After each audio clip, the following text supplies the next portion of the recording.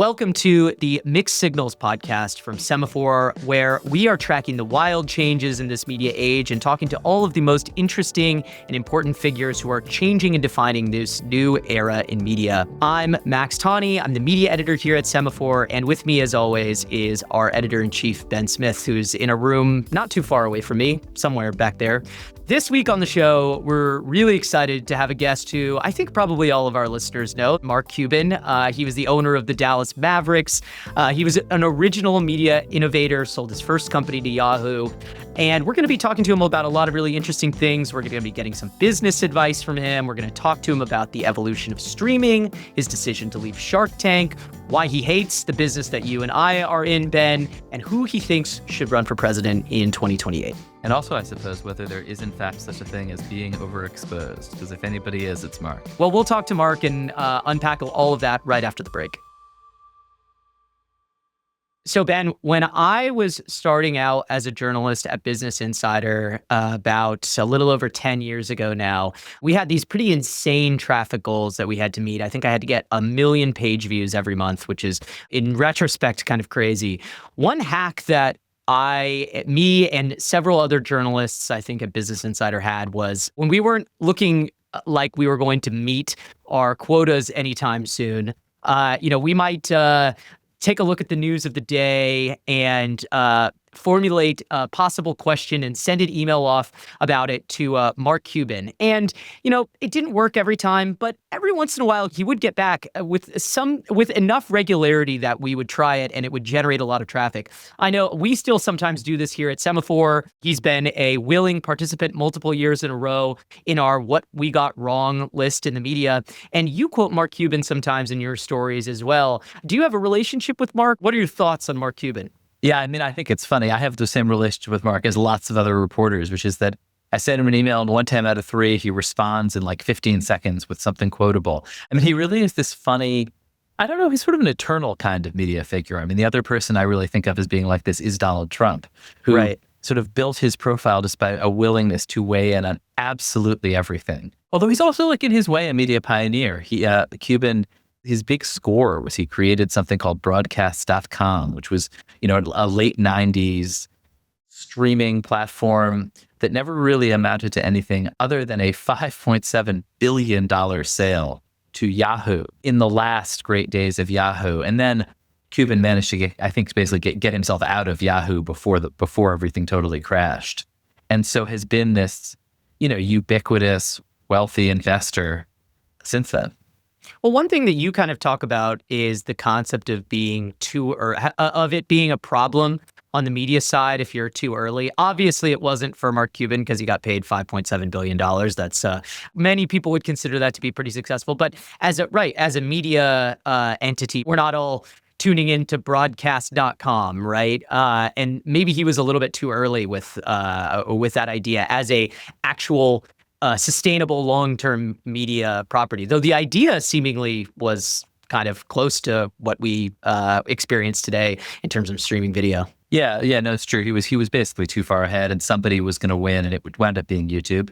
But he parlayed that into buying the Dallas Mavericks in 2000, and then really cemented himself as a ubiquitous media figure in 2011 when Shark Tank launched. He became one of the big figures of this show that's really about investing. But I think the thing in a way that interests me about him most is just like, people used to worry about being overexposed, and he's like this totally ubiquitous character. And I'm very interested in how he thinks about it. Yeah, and of course, we want to ask him about all kinds of things. So why don't we bring him on? Thanks so much for joining us, Mark. My pleasure. We were talking before about how accessible you are. Like, you and I don't know each other really, but we've emailed, a dozen times. You often get back to me in under a minute, which is pretty amazing. I think last time we talked, it was about a story about these group chats, and you told me that you were just responding to people not knowing who they were. And I think, like, you have this kind of unusual instinct to respond to everybody, go on every show. And I think in the old days, people might say, like, that guy is overexposed. And I'm curious how you think about that. Overexposure or responding? Both, I guess, but really overexposure first. Like, that used to be something people avoided. No, it's a great question, actually, because it depends on what's going on at the moment and what the context is. So if it's during an election period, a presidential election, and if I'm supporting somebody, which I've only done the last couple runs, but then there's no such thing as overexposure. If, when I was running the Mavs or promoting Shark Tank, there was a focus to any type of exposure that I had. If it's, okay, there's nothing to promote, there's no good reason to go talk, I'm saying no to everything, right? So I kind of time it to try to have maximum impact for what's important to me at the time. It may be costplusdrugs.com, just going out there talking about healthcare. And I'd say primarily that's where I spend most of my time now. And, if you're trying to reduce the cost of medications, there's no such thing as overexposure. That's true. And what about, just to follow up, what about the responding to every email? That is also a very unusual trait of yours. Yeah, it's funny. When I first bought the Mavs in 2000, that's really when everybody started getting their own email addressed. And so I was like, any idea is a good idea. I wanted to hear from the customers and fans. And so I would post my email on the Jumbotron. And my God. Oh, yeah, it was great. I mean, these are my customers. You've got to listen to your customer. You may not agree with them all the time, but I got some great ideas. And, I'll go back to costplusdrugs.com. That got started because of a cold email from Dr. Alex Oshmayansky. I've invested hundreds of millions of dollars and had companies valued in the billions because of cold emails that I've gotten. All it takes is one good idea. When you're valuing costplusdrugs.com, is there like a line where you're like, the ubiquity of Mark Cuban has X dollar value to this company because he's going to be able to go everywhere and talk about it? No, I don't think about that at all. But what I do know is we don't have to spend a penny on advertising or marketing or promotion because I've got a platform and a big mouth, right? And I'm not afraid to go up against any incumbent interests. Mark, what were some of the ideas that you got off the Jumbotron that were actually good that you actually used? Do you remember any? Oh, that I actually did? Not the best. Yeah. So, like Mavs fan, MFFL, Mavs fan for life. That came from an email that some kid sent me and said, Mark, love going to the games now since you bought the team. MFFL, Mavs fan for life. And when I started wearing a T-shirt that said that, everybody thought I was, motherfucking somebody, right? Yeah. And because I was getting fined by the NBA so often, they just assumed. But, just stuff like that. And then there were the dumb ones, people suggesting that, all the athletes grow 2-foot afros or get wigs because that'll help them block shots. Whatever. All it takes is one good idea. You mentioned Shark Tank. Obviously, you left earlier this year, I believe. I'm curious, how did Shark Tank change your image? And also, how did it change the way that you did business? It didn't change how I did business, but it changed my visibility and awareness. Guys knew who I was. Sports fans, and particularly NBA fans, knew who I was. Grandmas knew who I was because I was on Dancing with the Stars and made it halfway through and beat Floyd Mayweather. So, once I got to Shark Tank, when I first got there, though, it was bouncing around. Like we would be the replacement. If Desperate Housewives took a night off on Sunday, they'd pop in Shark Tank. If, they'd put us on Tuesday, then they move us to a Wednesday. And they asked me to come on as a guest shark. Jeff Foxworthy did 3 episodes as a guest shark. And then I did, and it just clicked. And I loved it. So they invited me back. And then everything just kind of came together and the show just took off. We went from being moved around to being set on Friday nights, and my visibility and people, knowing who I am was just boomed, right? It was crazy, to the point now when you do it 15 years and it's on CNBC on repeats, thousands of schools use it in classrooms. We're inescapable.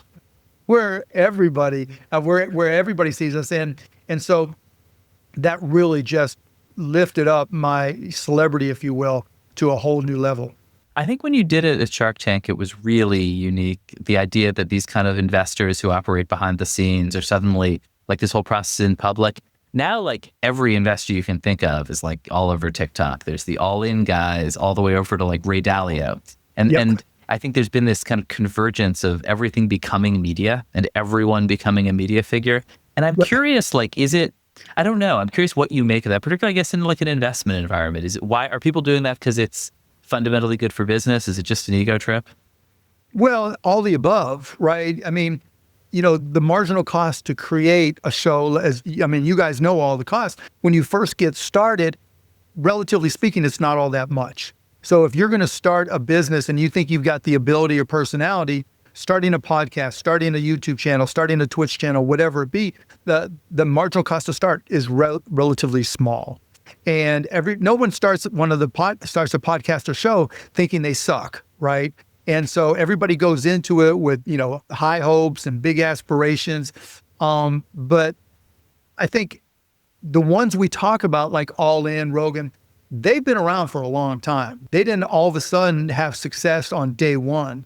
I think what people don't realize, and I respect, and I think is part of the answer to your question, is that it's a grind to build up an audience. You have to be consistent. You have to keep on coming up with new topics. You have to keep on finding new guests. You have to find new angles. You have to be responsive and aware of everything that's going on around you. That's not easy. And you've kind of seen the shift away from linear television. You're not going to really launch from linear as much anymore. So you've got to fight your way through. And then on top of that, over the last 3-4 years, the algorithms have driven everything. It used to be about follower count and likes, and now it's, consumption and how does the algorithm drive that? And can you reverse engineer the algorithm? And that's as much of a skill as anything else. And Mr. Beast, if you talk to him, he'll tell you that's his greatest skill, reverse engineering the algorithms. I mean, do you think that to be like a business leader these days, you have to be living in public, be on social media, be putting out videos all the time, to be an investor, to be a business leader? It depends on your business, right? It depends how you communicate with your customers, how do they want to be communicated with. The underlying principle in all that is trust. How does your business generate trust with its customers? If there's not a relationship if there's not already a trusting relationship with the business, then the CEO or somebody better be out there to generate that trust. Otherwise, that company's going to have problems, because that is the most difficult fundamental product, if you will, or feature of any company these days is trust, because there's so much bullshit out there. There's so much, hey, that's not really Mark Cuban selling those ED pills, right? That's, somebody using AI to put me in the middle of something, or, using a Shark Tank clip and then redoing the audio. You need to be able to communicate when there's a lack of trust. And I was actually listening to a healthcare podcast not long ago, and this guy said, trust equals transparency divided by self-interest. And so if your customers or prospects believe that you're transparent, showing your prices, your costs, whatever it may be, and that you don't have an overemphasis on self-interest. It's all about me. It's not, as opposed to being about my customers. If you have that good ratio, then you're going to be trusted. If not, you better have your CEO or whoever out there to communicate in a transparent manner in order for people to trust you and want to do business with you. Correct me if I'm wrong, but you don't do a lot of media investing these days. You actually started off in the media business. That's one of the ways that you made a lot of money. But what do you think about the kind of current state of the media business when you step back? What's your take on just on the general landscape as you look at it? And why don't you do as much media investing these days? Oh, it's the worst industry in the history of industries. Clothing, music, media, right? Because bits are bits. In the digital world, bits are bits. They don't care what they are, how they're communicated, or how people consume them. And so that means everybody can compete. And now with AI, with the VOs and Soras of the world, right? The ability for somebody who's creative to not have to be dependent on a third party to create the output is just going to have so many implications.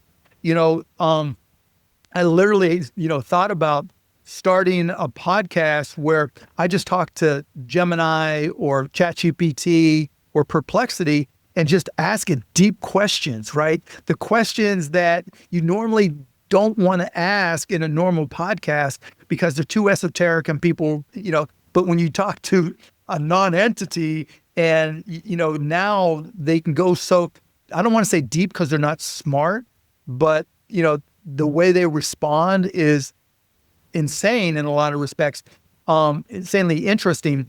I think, to go back to your point, media has changed forever. forever. There's no limit. And if you're creative, you can amplify that creativity because you're not limited in time, funding, or access to professionals like you were before. And those professionals that you might have been dependent on, the producer you're using, the audio engineer or video engineers that you're using, it just gets condensed in their ability to do their job faster, better, cheaper, so they can do more things. It's just like you're using all digital tools now. You don't want to know what we were doing in 1995 to try to communicate streams. I mean, it was ridiculous. I kind of do want to know. Oh, you do want to know? Wait, let me see. Mark is rifling around his shelves here. What is that? Oh my God. Can you describe that for us, Mark? Yeah, so this is a case that I put together on my own because when we started audionet.com, which is the first commercial streaming company, our first radio station that we started streaming was KLIF 570 AM in Dallas, Texas. And they did sports, news, and everything. And to capture the streams, I literally took down an 8-hour VCR and we connected it to their board using the analog outputs, right? And input into the VCR. And these were the first 2 tapes that we used to record 8 hours incredible. Of audio. And then I would bring them back home to my house, and on a Packard Bell 90 megahertz PC, we would encode them and put them on AudioNet. Now, that's just one piece of it. Now, in order to listen, back in 1995, you had to have a PC, obviously no phones, or a laptop. You had to have a modem, which was going to be 56K. You had to, or you could have ISDN or be in an office. Then you had to have a subscription to an internet service provider. Then you had to download what was called a TCP IP client, which allowed you to communicate over the internet. Then you had to download the streaming client, and we used like Microsoft, NetShow, Zing, Real Player, whatever was available, we would use because it was better than what we put together. And then we would have all these servers. And so we would literally have to, set up a network so that it would go through our servers so that we could support however many people. Like by 1996, we would have 20, 30,000 people listening in the afternoon to a Chicago Cubs game. There was a show called Dan and Scott, which was a comedy, actually the very first podcast that was really popular. We would have police scanners that people would listen to. We created our own internet radio stations. We had hundreds of radio stations. We would play Christmas music on one station 24/7 for, and just put it on loop and change it once a month. And back then the digital copyright laws were different. It was before the DCA. And so I literally could walk into a record store, buy as many CDs as I wanted, put them on what we called our CD jukebox. And anybody who's curious about the history of this stuff, go to the Wayback Machine and just put in audionet.com in 1995. But we literally had a CD jukebox where we would play all this stuff so you could just listen to whatever music you wanted to. We would combine it into different types of music station. There was a song by Matchbox 20 that they came to us with a CD and they literally broke it and it became a hit. We had Willie Nelson CDs. We had Ethel Merman CDs. We had just the craziest shit ever. And you can hear in your voice like how excited. I remember that time and how exciting that was. It was an incredibly hot company that was you had, and then you sold ultimately for $5.7 billion to another incredibly hot company called Yahoo. And I wonder, this was, as you say, this was the early days of streaming. And when you, back then, you were one of the people saying, this is all coming, it's all going to be streaming. Maybe you were actually a little early, too early, but but when you sort of squinted your eyes and looked to the future, was this what you were seeing? Everybody streaming Absolutely. Video on their phone all day?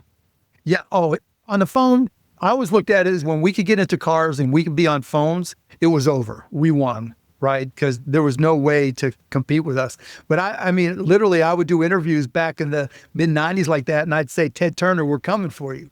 We're going to replace TV because bits are bits.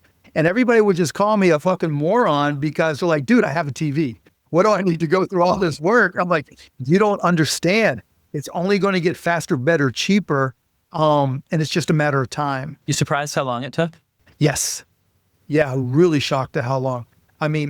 Now it's transparent. You go to your Netflix, you don't even know you're streaming, right? You just click on it. as long as you have your, Comcast or whatever account, it's just all there.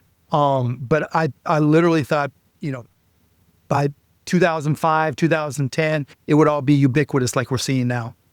So I was way off. Why do you think it took so long, though? Because, I mean, it's funny to think about YouTube, right, which is a company that's been around for 20 years, and the technology hasn't changed like that much, right? It's just that people all of a sudden woke up and decided that they wanted to, I guess the big innovation is you could have YouTube on your TV, basically, and people decided to start watching YouTube on their TV. Well, it wasn't even that. It was bandwidth, right? You went from modems in the late 90s to a little bit of ISDN, and then people started getting broadband to their homes. And once you started getting broadband to your homes, then we could start doing video. That's why we changed the name of AudioNet to broadcast.com. And the crazy stuff we could broadcast, like we did a deal with Victoria's Secrets that just, we did one of their fashion shows from Kansas and just blew up the internet. Like literally all of our servers, sequentially crashed. It was just insane. When the other time we blew up the internet was when Bill Clinton, when they released the transcripts of him as related to Monica Lewinsky, we literally had somebody take them and voice them, right? And then we put it online. We crashed the internet. And then when they came out with the actual audio, it was just all these things. As people got bandwidth, they realized that anything was accessible. And all of a sudden, they wanted everything. Well, we need to take a short break, but we'll be right back with more from Mark Cuban right after this. This week on our branded segment from Think with Google, I spoke with Google's VP of Marketing, Josh Spanier, about how to unlock AI tools. Josh, you and I spend a lot of time on air and off talking about AI. What do you think we aren't talking about enough? My washing machine at home has 57 programs, and I use 2, warm wash, cold wash. And that's kind of indicative of one of the challenges and what we're not talking about as an industry right now, which is the capability of the AI tools for marketers is growing exponentially by leaps and bounds. And yet us human operators are not really matching that speed. We're not really engaging with these tools. We're defaulting to the old ways of working. So we've all had that experience where we go onto an AI tool, we put in a prompt, and we get something back, and it's okay, but not great. So we try it again, and then it's a little bit better, but it's still not quite right. And we go, oh, AI doesn't work. And we go back to our agencies, we go back to our teams, we just go revert to the ways we have been working. One of the things we've really been focused on is how do we upskill and up-level and actually train our teams to not just give up when they get the first not perfect result. AI is not perfect, but it gets you to 70, 80% of where you're going to get to anyway, and it does so much quicker. So we've actually been working with teams to help create best practices, playbooks, and really give coaching to how to actually up-level the human side of the equation to match the AIs delivering what they are already. Where can we find out more about improving the human side of AI? Over at thinkwithgoogle.com, we just published a really deep and thorough Gemini prompt database and playbook. Really useful prompts to allow you to do anything you can do with Gemini. Really train yourself, work your creative muscles, and actually get better at AI. Head on over to thinkwithgoogle.com. Thanks, Josh. Your old Shark Tank colleague, Kevin O'Leary, has actually become this time around. He supported Trump, I think, last time around as well. But this time around, he's become much, much more vocal. He's on CNN many evenings of the week defending Trump. I mean, what do you make of that? Have you talked to Kevin? Yeah, I talk to him. I give him shit all the time. Yeah. What do you think of his CNN appearies? Do you think he's doing an okay you job gotta defending understand Trump? Kevin wants to stay relevant. I love Kevin. As a friend, he's a great friend. He's not dumb. He's smart. And he knows that when he disagrees with people, that's when he gets the most visibility. And so, you talk about, visibility and awareness, and that's what Kevin's all about. He wants to stay in the mind's eye of everybody. And he wants to be that guy that's contrarian. That's just like, we try to tell the Democrats to go on Fox News, on Rogan and everything. Kevin's the corollary to that. And he understands that, unlike the Democrats, other than Pete and some others, he understands that that's a good strategy to create visibility. There's a lot. I mean, you are perpetually mentioned as somebody who might run for president in 2028. When I think one of our most recent guests was talking you up.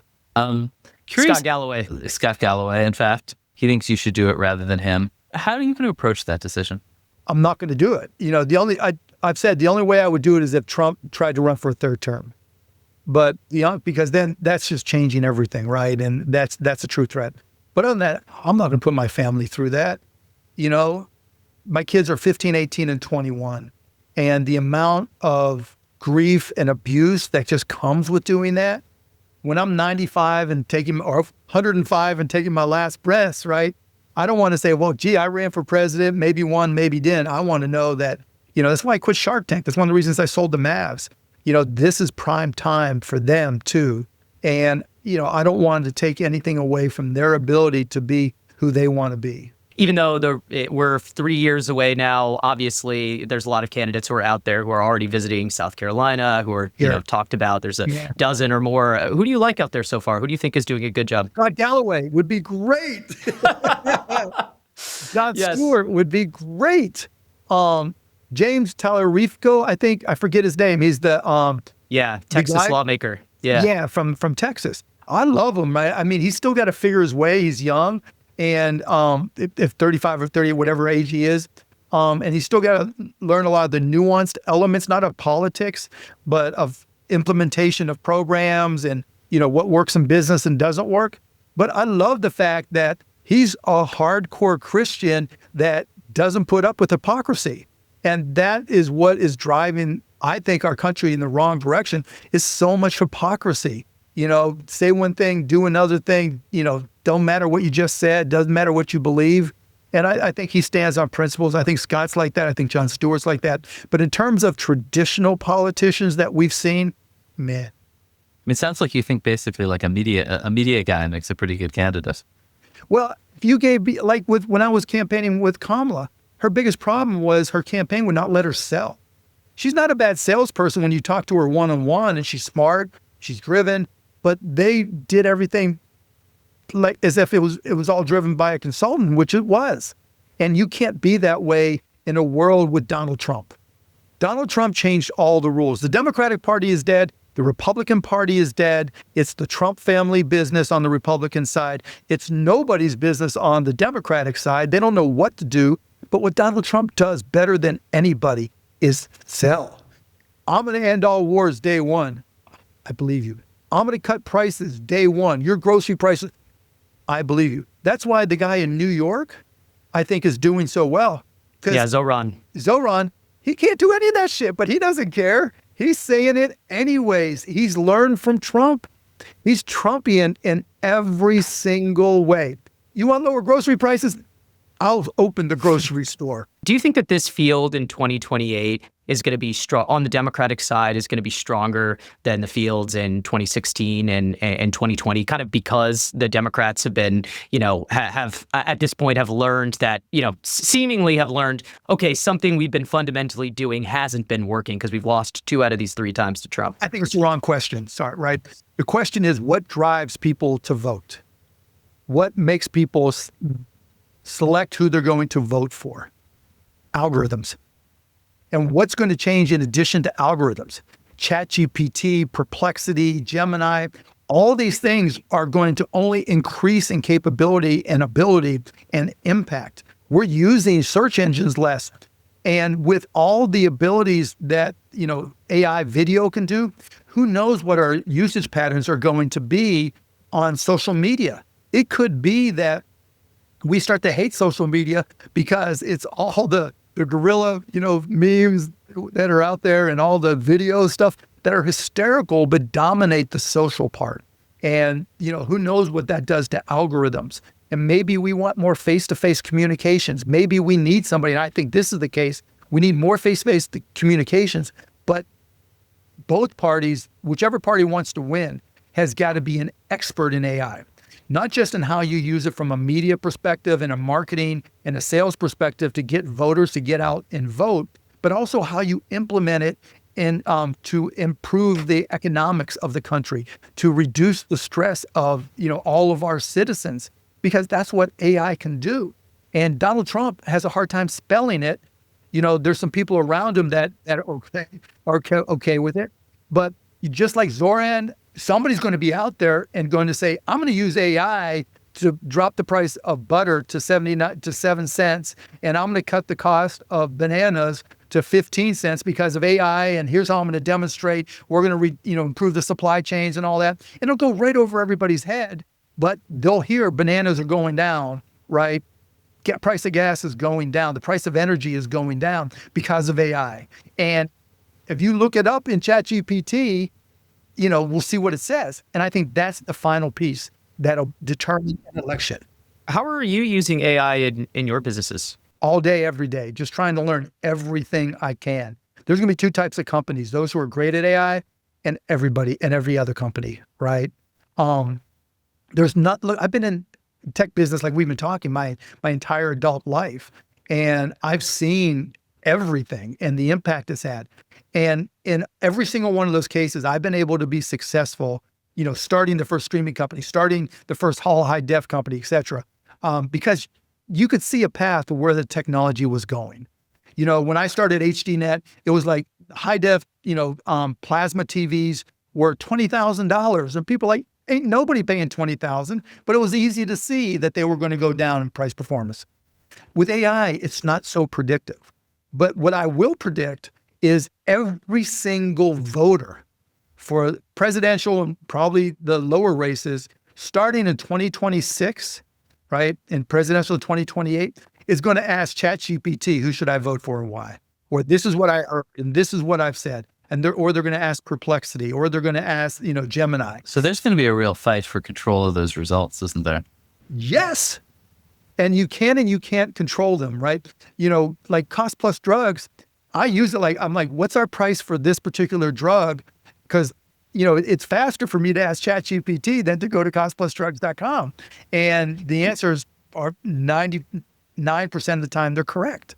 It's going to change everything. Well, we already see that happening too in PR. I mean, there was an article, I think it was in New York Magazine, that was published, and we've actually heard this too from, I've heard this a little bit in my reporting as well. One of the evolving fields in communication is not the fight over SEO, right? Like that used to be incredibly important. AEO, obviously, it's gone. whatever. Right, or GEO, right?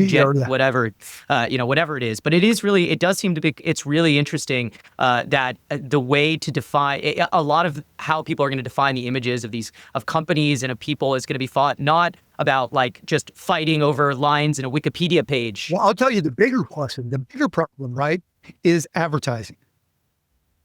No, and I'm not talking, an ad that goes, you see your list of chats and there's an ad, buy my pineapple juice type thing, right?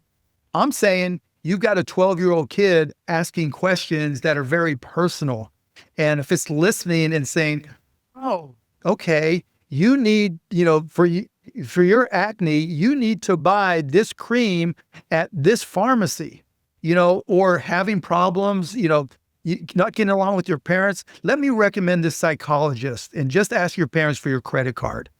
It's terrifying, because we are going to open up, and there's no way to avoid this. We are going to open up. You've opened up to it and asked questions you would not want anybody to know that you asked. I have, you have, whether it's about health, whatever it may be. Every single human being is going to do that. There are 350 million daily users for ChatGPT. And so how we deal with advertising is everything. Because go back to what I said about the algorithms and how much impact that they had. Like, they're eating cats and dogs was brilliant. Nobody's eating cats and dogs, but, it just was there everywhere you turn. Brad Summer should have been, but they dropped the ball. So what is advertising? I mean, I think you talked about banning advertising, or at least freezing it for now in these AI products. What do you think what is the ad product wind up being? The ad product, look, if you list it just like a search engine listing, blue link in the chats, great, have at it. Right? Even if you customize it, but there's got to be age limits. You can't be, have a minor kid, and then they're asking questions about their girlfriends or their parents or, depression, and you're coming up because you know everything about them. This could be hyper personalized, right? This is going to be a new kind of advertising. Hyper personalized. Yeah, it'll be just like, what was for Facebook in 2016, Brad Parscale did the thing with Britannic. I forget their name. Cambridge Analytica. Cambridge Analytica, yeah, where they just micro-targeted everything so badly that they had to get rid of it, right? But it won the election. In my mind, it won the election for them. And so you can hyper-target down to the personal level. I mean, literally, algorithms right now, your YouTube feed is different than mine. Your TikTok feed or Instagram feed is unique to you, unique to me. You get the point, right? With generative AI, by 2026, you see the speed of improvement these things are going through. Oh my God. And so the candidate that just uses it to lie their ass off because nobody understands it, uses it to get, like you said, GEO, right? To get to their benefit. What kind of limits are there? We've got to figure those things out, and nobody is capable of doing it. Republicans are impotent because they're terrified of Trump. Democrats are impotent because they're terrified of, everything. And so, nobody does anything. And that's why people are looking for somebody outside the political realm, like me or Scott Galloway, Jon Stewart, whoever it may be, because we're actually doing something. We're not saying we can't do it until we're elected. We need to get the House majority. No, it's like if you are anti-billionaire and you want to get billionaire taxes passed, great, more power to you. But you got to wait. If you want to come to me or anybody else that's wealthy, Scott Galloway, whoever, and say, let's put together this program, that's how you do shit. That's how you get trusted. That's how people say they actually do things instead of just, play politician. Well, Mark, we want to ask you about basketball as well. We want to ask you about professional sports. I was seeing, as I was preparing for this interview, I was reading a stat that 1/3 of NBA teams have changed owners since 2019. One of those, you're a part of that statistic. You sold the Mavs, I think, in 2024. Why was now, and the Lakers sold last year or earlier this year, the Boston Celtics sold as well. Why is now the time to sell an NBA team? Why is everybody doing it? Everyone has their own reason, but part of it's age. It takes a lot of energy and, are you going to pass it down to your kids? For me, I want them to go in their own direction. And you know how hateful sports are. Look what happened with Nico and all that and the whole Fire Nico stuff. Yeah. There were lesser versions of that. It was always get Luka help, right? Or do this or do that.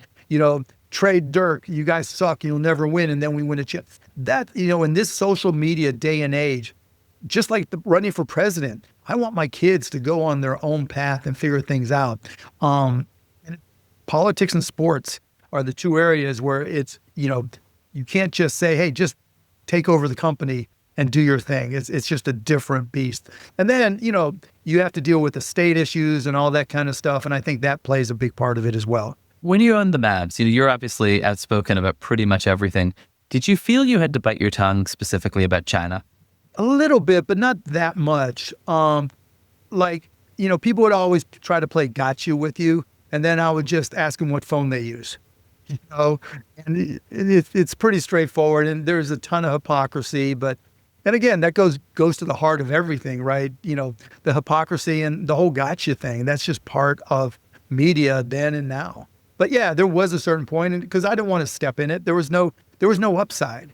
And, I'll deal with domestic politics. You don't see me talk about global politics at all. And finally, we talked at the top about how open you are, how willing you are to talk to everybody, every journalist, respond to every email. Not everyone, trust me. When I talk back to you, 99% of people I say no to. Well, thank you. But I guess I wonder, you're on the open side of this stuff. I wonder, any of those you really regret? There were times I would get fined by the NBA, but I knew that was coming. There were times like during the presidential races where I said what was on my mind about, Donald Trump or, about progressives for that matter, or about taxes, knowing that I would get shit online and that would kind of destroy my ability to use Twitter or X for, at least a week. But nothing that was just like, overwhelmingly bad. We should ask. Actually, that reminds me of something we wanted to ask you about. You tweet a lot. You post on X. You've gone back and forth with Elon Musk. Elon has kind of stepped out of the spotlight a little bit recently, which seems to have been kind of a smart move. Have you talked to him recently? I mean, what's been your read on the kind of last 9 months or year of Musk, in which we've been on this kind of roller coaster? I mean, I've talked to Elon twice in my life, and that was 10 years ago. And so we really don't have a relationship at all. But in terms of what he's done, he's had to make some choices, and there's been books written about, anybody who works with Donald Trump has been burned, and I think he got close to the sun, and what happened. He thought he was the sun. He thought he was the sun. And, Donald Trump's a unique beast. He's good at what he does, even though he's good at what he does when it comes to everything but governing, in my opinion. But, yeah, Elon, I think, and I've seen this in a lot of people I know that have tried to work with Trump. They think that they could push them in the direction they want him to go, and it just never works. Well, Mark, we really appreciate you coming on the show today. This was totally fascinating. We appreciate you being game for a wide variety of topics. It was a lot of fun. I appreciate it, guys. Thank you, Mark. That really was a lot of fun. Thank you. So Max, Cuban will talk with authority and confidence and a kind of salesmanship for just about literally anything. Are you sold? I mean, how could you not be? I think like most of America has been sold over, the last X number of years, right? 30 years that he's been in the in public view. What I took away from our conversation is that what Mark is really interested in at the end of the day, and you see this on his Twitter feed, you see this kind of everywhere he is, and I'm surprised that it's not basketball so much. It really is American politics and the pharmaceutical business that he is in. Like those are the things that really that he's really interested in more than anything else. And he's kind of has some perspective on the media business. Clearly, he was interested. I mean, and obviously, he's interested in AI and was interested in the kind of tech adjacent media business. But honestly, I think the thing he's obviously most interested in is politics at this point. That's why I find it to be so fascinating, the idea that he doesn't want to that he doesn't want to run himself. Yeah, I know. I totally agree with you. And it did not sound to me like a guy who's totally ruled it out, even if he said that. Just because, by the way, I Brought the Price of Your Drugs Down is an incredible platform on which to run for president. As well as being a really interesting business idea. And he's an extraordinarily good salesman. He must have mentioned cost plus drugs like 7 times in the course of those conversations. I mean, so impressive. Yeah. I mean, that's really why he's on the show. He's a marketing guy. I mean, he's a brilliant marketer, in addition to being a very successful, investor in several ways. But I think that in reality, one of his greatest skills, like many people who have come on our show who are great media figures, is marketing. Do you share his concern about advertising and AI? I sort of didn't see that coming and was interested in it. I don't think I've totally processed his concern. What do you think? I mean, I think that I would imagine that there's some companies maybe in his portfolio that are probably chomping at the bit to be able to advertise to people through ChatGPT, through the authority that comes with large language models, right? But of course, and it is going to change the advertising business AI already has, right? It's going to change it on the user and sales side, as obviously that's going to become integrated into these large language models as they become more and more trusted. But I mean, I don't know. I don't know what that means for us in the media business, but I certainly think it's interesting. But it was more interesting that he was really thinking about it through the lens of how is this going to shape people's perspectives of the candidates, and which candidate has a plan to win on AI in 2028. That's really interesting. And can any of these candidates kind of trick the ChatGPT or these things? I kind of think that the answer is no, right? I know he did have a slightly kind of cynical view on politics, which was like the best campaign is going to be the one that says to people, "I'm going to use AI to make your bananas 10 cents." Yeah. All right. Do you think that I would be curious to look back and see how much AI influence and large language models influence people's perspectives on the last election. I imagine it's probably doesn't represent very much, and people come to their own conclusions outside of AI. But it is an interesting thing to think about, and probably will matter more on a local level or with smaller candidates, places where I think with the general election, there's no, the large language models are going to have plenty of people who want to make who are in charge of making sure that people don't put their thumb on the scale. But I think that for smaller races, right, ones that people are paying less attention to, I think that AI could play a real role in shaping people's opinions in that way. Yeah, I think that's right. And honestly, his being so worried about it makes me a little worried. Yeah, that's true. Well, it was really fun to have him on. So thanks for convincing him and nailing him down. We had to move it around a few times, but eventually it was not we got hard him to convince. I sent him a note saying, "Come on our podcast," in the subject line, and he was like, "Sure, CC my assistant." It was an easy booking. Well, that is it for us this week. Thank you so much for listening to another episode of Mixed Signals from Semaphore. Our show is produced by Sheena Ozaki with special thanks this week to Chris McLeod, Josh Billinson, Chad Lewis, Rachel Oppenheim, Anna Pizzino, Garrett Wiley, Jules Zern, and Tori Kaur. Our engineer is Rick Kwan, and our theme music is by Billy Libby. Our public editor this week is Kevin O'Leary. Kevin, what did you think about what Mark had to say? Come on our show. Would we like to have him? I don't really know, Ben. What do you think? Do we want Kevin O'Leary on here? I don't know. Maybe a slow week. Maybe on a slow week. Sorry, this is like just now insulting. Sorry, Kevin. Would be nice to have you on. If you like the show, please do follow us wherever you get your podcasts. If you're watching on YouTube, please do like and subscribe. And if you still want more, you can always subscribe to Semaphore's media newsletter, which is out every Sunday night. Send us a tip. Send us an idea for something to write about. Send scoops. Send scoops. Please do.